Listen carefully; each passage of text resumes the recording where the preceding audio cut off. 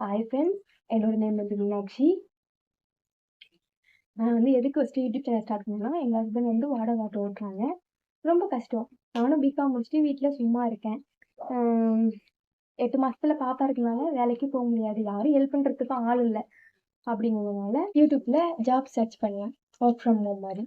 அப்போது ஒரு சேனலில் சொல்லியிருந்தாங்க, காப்பி பேஸ்ட் பண்ணி யூடியூப் சேனலில் போட்டால் சம்பாதிக்கலாம் அப்படின்ட்டு. நம்மளுக்கு உடனே ஆசை வந்துருச்சு. சேனல் ஸ்டார்ட் பண்ணி இன்ஸ்டாலேருந்து காப்பி பண்ணி பேஸ்ட் பண்ணி போட ஆரம்பிச்சிட்டேன். அது 300 சப்ஸ்கிரைபர் வந்துச்சு, 2 லட்சம் வியூஸ்லாம் போயிடுச்சு.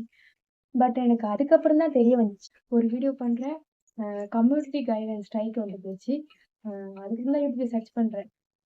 காப்பிரைட் இருக்குது, ரீயூஸ்டு கண்டென்ட் இருக்குது, கம்யூனிட்டி கைடன்ஸ் ஸ்ட்ரைக் இருக்குது. இது தெரியாமையே வீடியோ போட்டு இவ்வளோ சப்ஸ்கிரைபர் இவ்வளோ வியூஸ்லாம் போயிடுச்சேப்பா அப்படின்ட்டு.